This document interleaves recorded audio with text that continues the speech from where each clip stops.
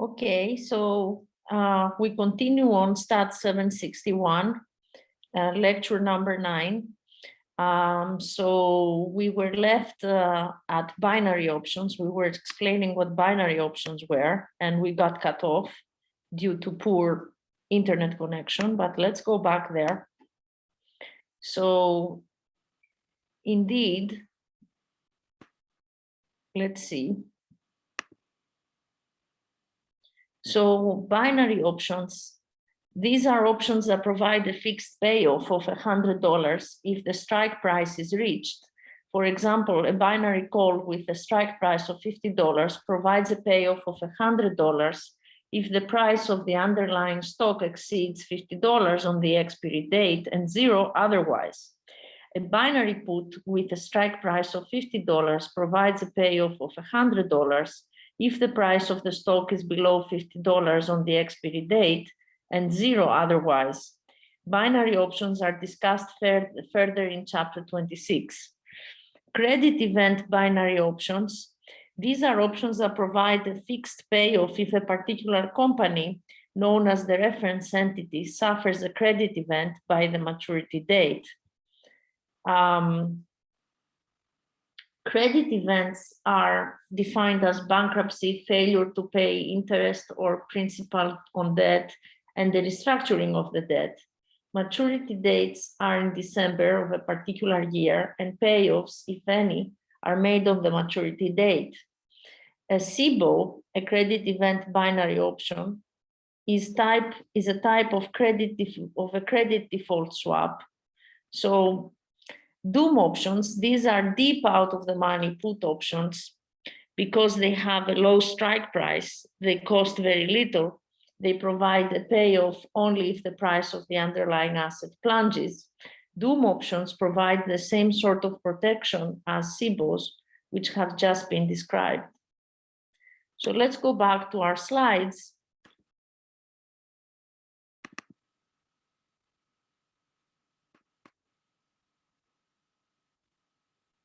Okay. So share screen. Okay, so we have slide view. So we've been through all this. And so here we have CBOE products. They are flex options, which we just discussed, weekly options, which are binary options. Weekly options, which occur on a Thursday and then they close on the following Friday or 2 Fridays after that. Binary options, credit event binary options, which we just saw, and DUP options. Then it discusses dividends and stock splits. So let's go back to our book to look at what dividends and stock splits do.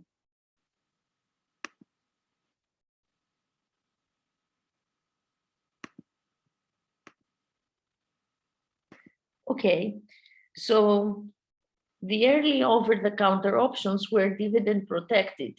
If a company declared the cash dividend, the strike price for options on the company's stock was reduced on the ex-dividend day by the amount of the dividend. Exchange-traded options are not usually adjusted for cash dividends. In other words, when a cash dividend occurs, there are no adjustments to the terms of the option contract. An exception is sometimes made for large cash dividends. Exchange-traded options are adjusted for stock splits. A stock split occurs when the existing shares are split into more shares. For example, in a 3-for-1 stock split, 3 new shares are issued to replace each existing share. Because a stock split does not change the assets or the earning ability of the company, we should not expect it to have any effect on the wealth of the company's shareholders. All else being equal, the 3-for-1 stock split should cause the stock price to go down to 1/3 of its previous value. In general, an N-for-M stock split should cause the stock price to go down to M/N of its previous value. The terms of option contracts are adjusted to reflect expected changes in a stock price arising from a stock split. After an N4M stock split, the strike price is reduced to M over N of its previous value, and the number of shares covered by one contract is increased to N over M of its previous value. So let's look at an example. If the stock declines in the way expected, the positions of both the writer and the purchaser of a contract remain unchanged. So let's consider a call option to buy 100 shares of a company for $30 per share. Suppose the company makes a 2-for-1 stock split. The terms of the option contract are then changed so that it gives the holder the right to purchase 200 shares this time. So 2 over M, so N over M, which is 200 shares, for the opposite, which is $15 per share. So 200 shares. So the 100 shares at $30 per share become 200 shares at $15 a share. Stock options are adjusted for stock dividends. A stock dividend involves a company issuing more shares to its existing shareholders. So, for example, a 20% stock dividend means that investors receive one new share for each 5 already owned. A stock dividend, like a stock split, has no effect on either the asset or the earning power of a company. The stock price can be expected to go down as a result of a stock dividend. So the 20% stock dividend referred to is essentially the same as a 6-for-5 stock split. All else being equal, it should cause the stock price to decline to 5/6 of its previous value. The terms of an option are adjusted to reflect the expected price decline arising from a stock dividend in the same way as they are for that arising from a stock split. So let's look at an example. Consider a put option to sell 100 shares of a company for $15 per share. Suppose the company declares a 25% stock dividend. This is equivalent to a 5-for-4 stock split. The terms of the option contract are changed so that it gives the holder the right to sell 125 shares this time for 4/5 of the previous price, which is now 4/5 of $15, which is $12. Adjustments are also made for rights issues. The basic procedure is to calculate the theoretical price of the rights and then to reduce the strike price by this amount. So position limit and exercise limits, we can go through this and then go to our slides. The Chicago Board Options Exchange often specifies a position limit for option contracts. This defines the maximum number of option contracts that an investor can hold on one side of the market. For this purpose, long calls and short puts are considered to be on the same side of the market. Also considered to be on the same side are short calls and long puts. The exercise limit usually equals the position limit. It defines the maximum number of contracts that can be exercised by any individual or group of individuals acting together in any period of 5 consecutive business days. Options on the largest and most frequently traded stocks have position limits of 250,000 contracts. Smaller capitalization stocks have position limits of 200,000, 75,000, 50,000, or 25,000 contracts. Position limits and exercise limits are designed to prevent the market from being unduly influenced by the activities of an individual investor or group of investors. However, whether the limits are really necessary is a controversial issue. Let's go back to our slides. So here we are. So suppose you own N options with a strike price of K.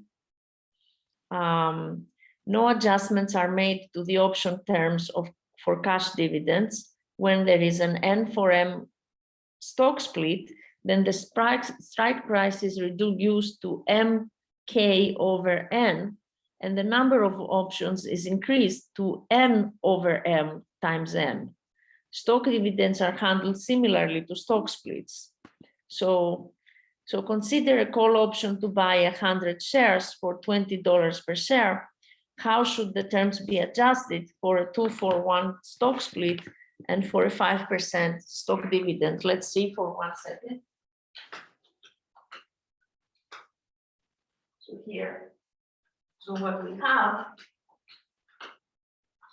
I've written it down over here. So if you have a 2-for-1 stock split, what you're going to do is you're going to buy 200 shares, but at $10 a share. If you have a 5% stock dividend, then you have like a stock split of 21 over 10, so over 20, excuse me. So the 5% stock dividend is going to lead to a decline in the stock price by 20 over 21 of previous value, and the number of shares is going to be 21 over 20 times 100. So it's going to be 105 shares at $19, at $19 each, basically. So yeah, so a 5% stock dividend is basically you end up with 105 shares, but instead of having $20 a share, you now have $19 per share. Okay. So market makers, most exchanges use market makers to facilitate options trading. A market maker quotes both bid and ask prices when requested, and the market maker does not know whether the individual requesting the quotes wants to buy or sell. Let's stop sharing and go to the book.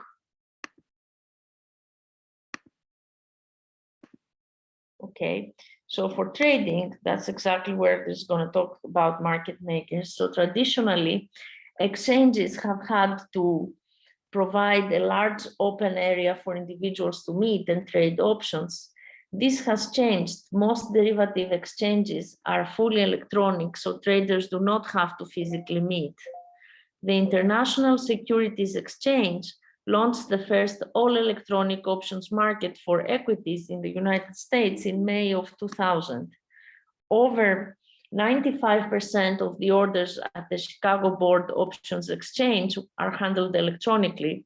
The remainder are mostly large or complex institutional orders that require the skills of traders. So market makers, most options exchanges use market makers to facilitate trading.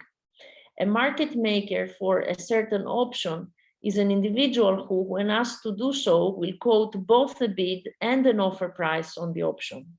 The bid is the price at which the market payer is prepared to buy, and the offer or asked is the price at which the market maker is prepared to sell.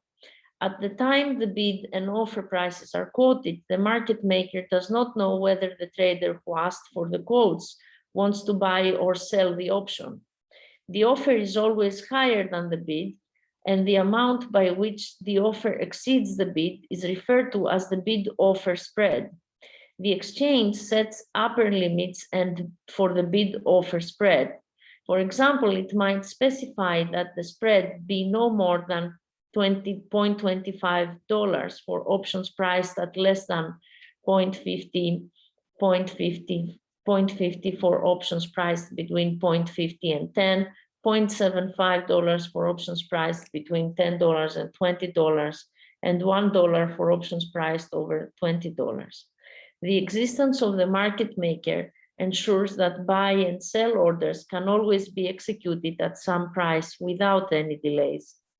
Market makers therefore add liquidity to the market. The market makers themselves make their profits. Excuse me. So, yes, so the market Market makers therefore add liquidity to the market, and the market makers themselves make their profits from the bid-offer spread. They use methods such as those that will be discussed in later chapters to hedge the risk. So offsetting orders, an investor who has purchased options can close out the position by issuing an offsetting order to sell the same number of options. Similarly, an investor who has written options can close out the position by issuing an offsetting order to buy the same number of options. In this respect, options markets are similar to futures markets. If, when an option contract is traded, neither investor is closing an existing position, the open interest increases by one contract. If one investor is closing an existing position and the other is not, the open interest stays the same. If both investors are closing existing position, then the open interest goes down by one contract. So this works exactly identically to futures contracts. So then here we talk about commissions. So let me go back to the slides. So we see what market makers do. They provide liquidity, and they basically quote both bid and ask prices, and they don't know if the individual requesting the quotes wants to buy or sell. So that's what goes on with market makers. So margin. Let's go back to the book and look at margin.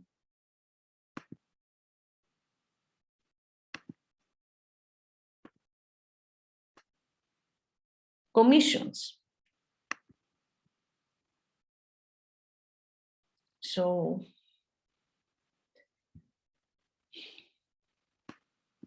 the types of orders that can be placed with a broker for options trading are similar to those for future trading. A market order is executed immediately. A limit order specifies the least favorable price at which the order can be executed, and so on. For a retail investor, commissions vary significantly from broker to broker. Discount brokers generally charge lower commissions than full-service brokers. The actual amount charged is often calculated as a fixed cost plus a proportion of the dollar amount of the trade. Table 10.1 shows the sort of schedule that might be offered by a discount broker. So using the schedule, so let's look at the schedule. So for a dollar amount which is less than $2,500, the commission is 20% plus 2% of the dollar amount. If it's 2,500 to 10,000, then the commission is $45 plus 1% of dollar amount. And it's greater than $10,000. It's greater than the dollar amount of the trade is greater than $10,000. Then the commission to be paid is $120 plus 0.25% of the dollar amount. We see that the maximum commission is $30 per contract for the first 5 contracts plus $20 per contract for each additional contract, and that the minimum commission is $30 per contract for the first contract plus $2 per contract for each additional contract. So let's see what that leads to. As we can see, so using the schedule, suppose you want to purchase 8 contracts when the option price is $3. Each contract is for 100 shares. So it's 800 shares at $3, that's 2,400. So if we look at this table, we are right below 2,500. So the commission to be paid is $20 plus 2% of the dollar amount. So $20 plus 2% of $2,400 is $68 in commissions. If an option position is closed out by entering into an offsetting trade, the commission must be paid again. If the option is exercised, the commission is the same as it would be if the investor placed an order to buy or sell the underlying stock. Consider an investor who buys one call contract with a strike price of $50 when the stock price is $49. We suppose the option price is $450, so that the cost of the contract is $450. Under the schedule in table 10.1, the purchase or sale of one contract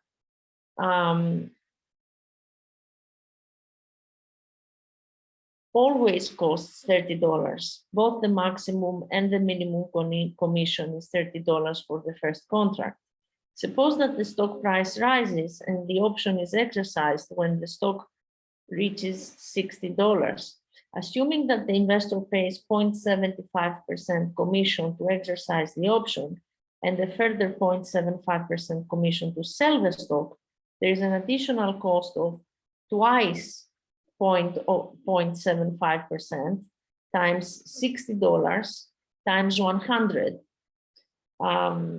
which is because each contract is for 100 shares. Okay, so that's $90, and the total commission paid is therefore the $30 plus the $90 of the minimum commission for the first contract, plus $90 from the sale of whatever happens, the exercise of the option and the sale of the stock. The total commission paid is therefore $120, and the net profit to the investor is $1,000 minus for however much he paid for the option price, which was $450, minus $120 in fees, which is $430. Note that selling the option for $10 instead of exercising it would save the investor $60 in commissions. So the commission payable, so selling the option would be $30 plus $30. So it would be $60. Yeah, the commission payable. So you see, note that selling the option for $10 instead of exercising it would save the investor $60 in commissions. The commission payable when an option is sold is only $30 in our example. As this example indicates, the commission system can push retail investors in the direction of selling options rather than exercising them. A hidden cost in option trading and in stock trading is the market maker's bid-offer spread. Suppose that in the example just considered, the bid price was $4 and the offer price was $4.50 at the time the option was purchased. We can reasonably assume that the fair price for the option is halfway between the bid and the offer price, or 4.25. The cost to the buyer and to the seller of the market maker system is the difference between the fair price and the price paid. This is $0.25 per option or $25 per contract. Now let's go to margin requirements. So we see actually quite a few service charges, as we can see. I'm sorry, commissions rather. And so now we talk about margin requirements. So we discussed margin requirements for futures contracts in chapter 2. The purpose of margin is to provide a guarantee that the entity providing margin will live up to its obligations. If a trader buys an asset, such as a stock or an option for cash, there is no margin requirement. This is because the trade does not give rise to future obligations. As we discussed in section 5.2, if the trader shorts a stock, margin is required because the trader then has the obligation to close out the position by buying the stock at some future time. Similarly, when the trader sells or writes an option, margin is required because the trader has obligations in the event that the option is exercised. Assets are not always purchased for cash. For example, when shares are purchased in the United States, an investor can borrow up to 50% of the price from the broker. This is known as buying on margin. If the share price declines so that the loan is substantially more than 50% of the stock's current value, there is a margin call where the broker requests that cash be deposited by the investor. If the margin call is not met, the broker sells the stock. When call and put options with maturity less than 9 months are purchased, the option price must be paid in full. Investors are not allowed to buy these options on margin because options already contain substantial leverage, and buying on margin would raise this leverage to an unacceptable level. For options with maturities greater than 9 months, investors can buy on margin, borrowing up to 25% of the value. Writing naked options. As mentioned, a trader who writes options is required to maintain funds in a margin account. Both the trader's broker and the exchange want to be satisfied that the trader will not default if the option is exercised. The amount of margin required depends on the trader's position. A naked option is an option that is not combined with an offsetting position in the underlying stock. The initial and maintenance margin required by the Chicago Board Options Exchange for a written naked call option is the greater of the following two calculations. A total of 100% of the proceeds of the sale plus 20% of the underlying share price, less the amount, if any, by which the option is out of the money, or a total of 100% of the option proceeds plus 10% of the underlying share price. For a written naked put option, it is the greater of a total of 100% of the proceeds of the sale plus 20% of the underlying share price, less the amount, if any, by which the option is out of the money.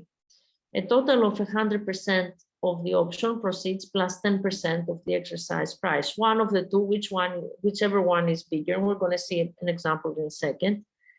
The 20% in the preceding calculation is replaced by 15% for options on a broadly based stock index, because a stock index is usually less volatile than the price of an individual stock. So let's look at an example here. So we see here an investor writes 4 naked call option contracts on a stock. The option price is $5. The strike price is $40 and the stock price is $38. Because the option is $2 out of the money, we get 4 times 100. It's four contracts on 100 shares. Okay, so that's 400. And then it's the option price plus 20% of the stock price minus however much we are out of the money, and that's $2, so that's 4,240. The second calculation is 4 times 100, so 4 naked calls on 100 shares, and it's going to be the option price plus 10% of the stock price, that gives 3,520. The maximum of these two amounts is 4,240. Note that if the option had been a put, it would be $2 in the money, and the margin requirement would then be 400 times 5, which is the option price, plus 20% times the stock price, which is 5,040. In both cases, the proceeds of the sale can be used to form part of the margin account. A calculation similar to the initial margin calculation, but with the current market price of the contract replacing the proceeds of sale, is repeated every day. Funds can be withdrawn from the margin account when the calculation indicates that the margin required is less than the current balance in the margin account. When the calculation indicates that a greater margin is required, a margin call will be made. So other rules. In Chapter 12, we will examine option trading strategies such as covered calls, protective puts, spreads, combinations, straddles, and strangles. The CBOE has special rules for determining the margin requirements when these trading strategies are used. These are described in the CBOE margin manual, which is available on the CBOE website. As an example of the rules, consider an investor who writes a covered call. This is a written call option when the shares that might have to be delivered are already owned. Covered calls are far less risky than naked calls, obviously, because the worst that can happen is that the investor is required to sell shares that are already owned at below their market value. No margin is required on the written options. However, the investor can borrow an amount equal to 0.5 times the minimum of S&K rather than the usual 0.5S on the stock option. Okay. Let's go back and look at our slides.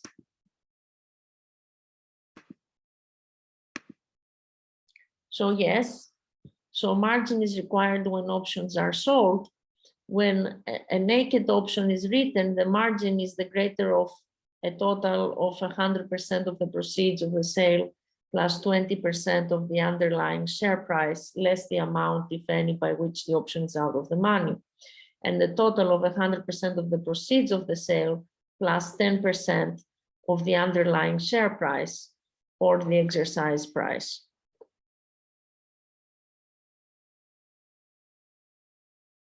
If it's a put, it's the underlying share price if it's a call, and it's the exercise price if it's a put.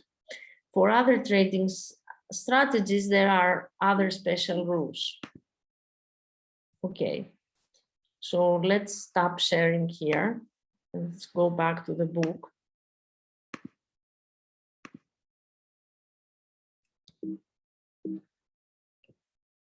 Sorry.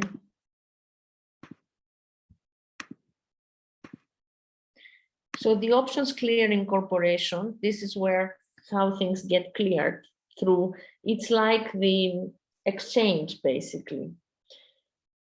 So the options clearing corporation performs much the same function for options as the clearing house does for futures markets. It guarantees that options trade writers will, yes. So it behaves exactly as the clearing house for futures markets. It guarantees that options writers will fulfill their obligations under the terms of options contracts and keeps a record of all long and short positions. The OCC has a number of members, and all options trades must be cleared through a member. If a broker is not itself a member of an exchange's OCC, it must arrange to clear its trades with a member. So it's exactly identical to a clearing house for futures markets. Members are required to have a certain minimum amount of capital and to contribute to a special fund that can be used if any member defaults on an option obligation. The funds used to purchase an option must be deposited with the OCC by the morning of the business day following the trade. The writer of the option maintains a margin account with the broker as described earlier. So we see a footnote here. The margin requirement described in the previous section are the minimum requirements specified by the OCC. A broker may require a higher margin from its clients, however, it cannot require a lower margin. Some brokers do not allow their retail clients to write uncovered options at all. Okay.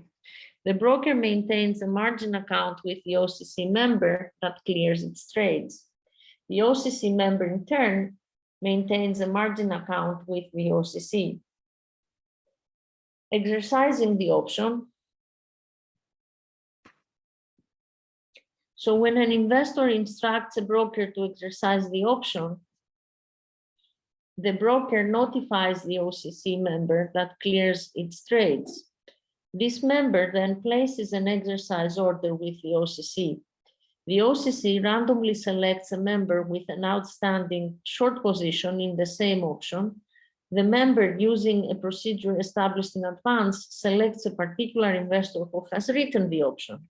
If the option is a call, this investor is required to sell stock at the strike price. If it is a put, the investor is required to buy stock at the strike price. The investor is said to be assigned. The buy-sell transaction takes place on the third business day following the exercise order. When an option is exercised, the open interest goes down by 1.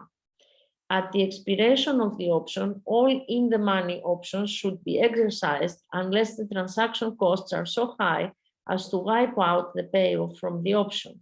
Some brokers will automatically exercise options for a client at expiration when it is in their client's interest to do so. Many exchanges also have rules for exercising options that are in the money at expiration. Okay, so regulation. Let's talk about regulation and taxation. Let's stop sharing and go to the slides for a second.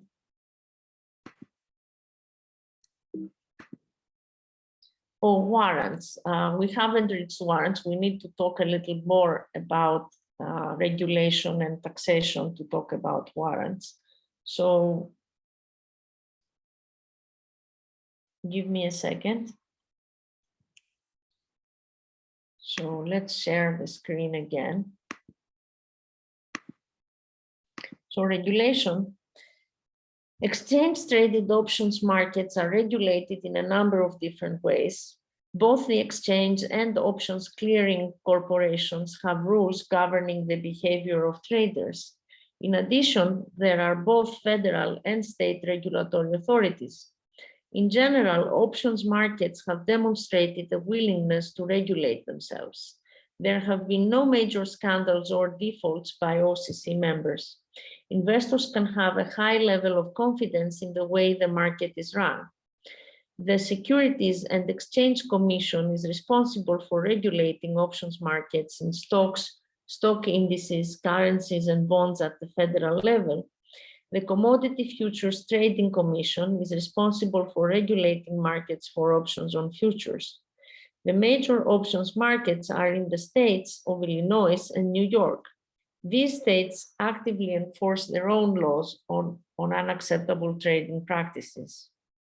So taxation, determining the tax implications of option trading strategies can be tricky, and an investor who is in doubt should consult a tax specialist. But in the US, the general rule is that unless the taxpayer is a professional trader, gains and losses from the trading of stock options are taxed as capital gains or losses. The way that capital gains and losses are taxed in the United States was discussed in the previous section 2.10. So remember, the hedger and the speculator were taxed in a different way. It's the same thing here. For both the holder and the writer of the stock option, a gain or loss is recognized when the option expires unexercised, or when the option position is closed out. If the option is exercised, the gain or loss from the option is rolled into the position taken in the stock and recognized when the stock position is closed out.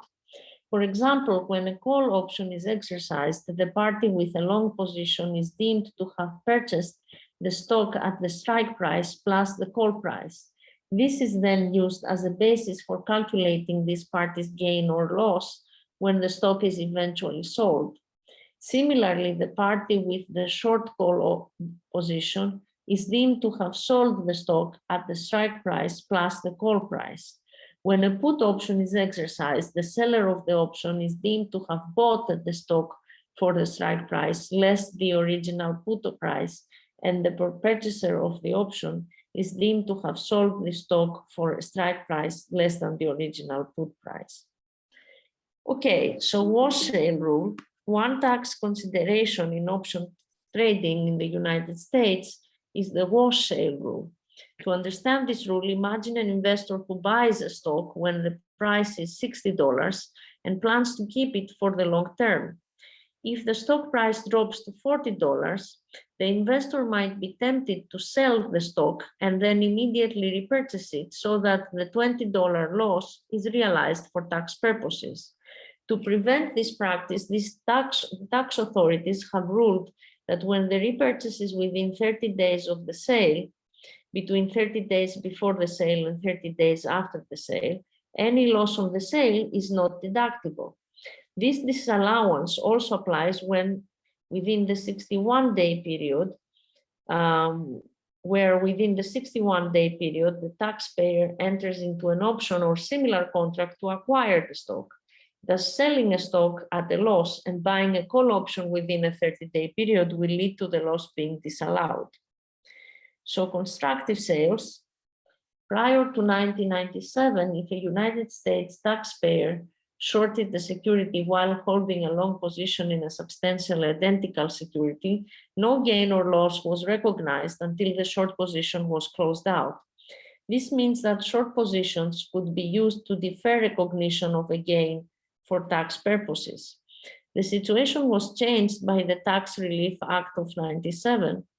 And appreciated property is now treated as constructively sold when the owner does one of the following: enters into a short sale of the same or substantially identical property, enters into a futures or forward contract to deliver the same or substantially identical property, enters into one or more positions that eliminate substantially all of the loss and opportunity for gain.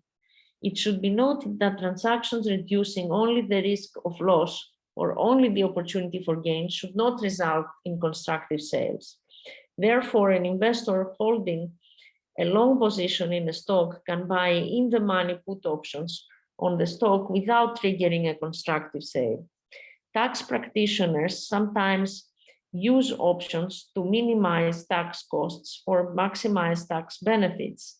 Tax authorities in many jurisdictions propose legislation designed to combat the use of derivatives for tax purposes. Before entering into any tax-motivated transaction, a corporate treasurer or private individual should explore in detail how the structure could be unwound in the event of legislative change and how costly this process could be. So, as a simple example, so let's look at business snapshot 10.2, tax planning using options. As a simple example of a possible tax planning strategy using options, suppose that country A has a tax regime where the tax is low on interest and dividends and high on capital gains, while country B has a tax regime where tax is high on interest and dividends and low on capital gains. It is advantageous for a company to receive the income from a security in country A and the capital gain, if there is one, in country B. The company would like to keep capital losses in country A, where they can be used to offset capital gains on other items. All of this can be accomplished by arranging for a subsidiary company in country A to have legal ownership of the security and for a subsidiary company in country B to buy a call option on the security from the company in country A with the strike price of the option equal to the current value of the security. During the life of the option, income from the security is earned in country A. If the security price rises sharply, the option will be exercised and the capital gain will be realized in country B. If it falls sharply, the option will not be exercised and the capital loss will be realized in country A. So now we talk about warrants, employee stock options, and convertibles. So let's see what those are. So warrants are options issued by a financial institution or non-financial corporation. For example, a financial institution might issue 1 million put warrants on gold, each warrant giving the holder the right to sell 10 ounces of gold for $1,000 per ounce. It could then proceed to create a market for the warrants. To exercise the warrant, the holder would contact the financial institution. A common use of warrants by a non-financial corporation is at the time of a bond issue.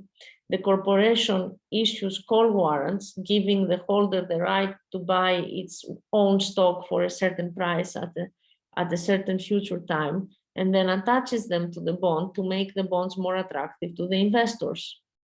Employee stock options are call options issued to employees by their company to motivate them to act in the best interests of the company's shareholders. They are usually at the money at the time of issue.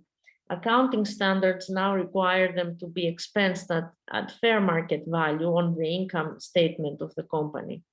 Convertible bonds are often referred to as convertibles. They are bonds issued by a company that can be converted into equity at certain times using a predetermined exchange ratio. They are therefore bonds with an embedded call option on the company's stock. One feature of warrants, employee stock options, and convertibles is that the predetermined number of options are issued. By contrast, the number of options on a particular stock that trade at the CBOE or another exchange is not predetermined. As people take positions in a particular option series, the number of options outstanding increases. As people close out their positions, it declines. Okay.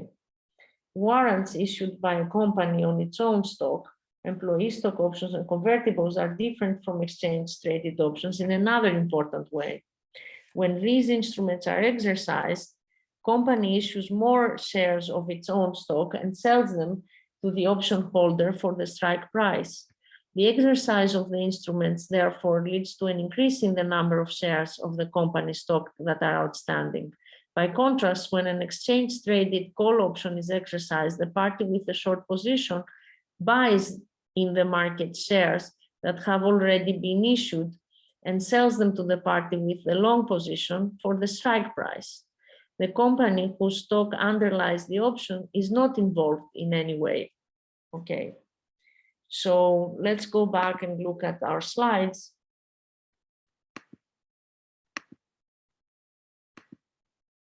So warrants are options that are issued by a corporation or a financial institution. The number of warrants outstanding is determined by the size of the original issue and changes only when they are exercised or when they expire. So the issuer, so let's go back and see this again.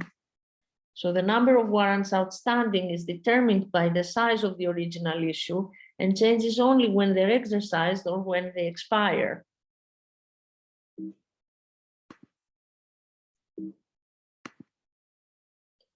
The issuer settles up with the holder when a warrant is exercised. When call warrants are issued by a corporation on its own stock, exercise will usually lead to new treasury stock being issued.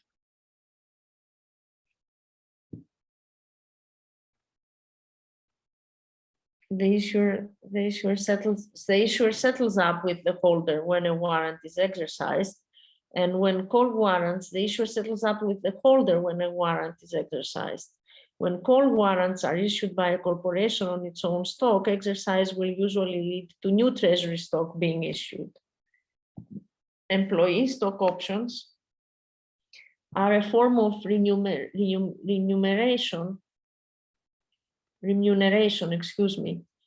issued by a company to its executives. They are usually at the money when issued. When options are exercised, the company issues more stock and sells it to the option holder for the strike price. Okay. So when options are exercised this time, the company issues more stock and sells it to the option holder for the strike price. So they're expensed on the income statement. Convertible bonds are regular bonds that can be exchanged for equity at certain times in the future according to a predetermined exchange ratio. So usually a convertible is callable. The call provision is a way in which the issuer can force conversion at an earlier time than the holder might otherwise choose. So there is a call option on the convertible bond. So let's see one more time. So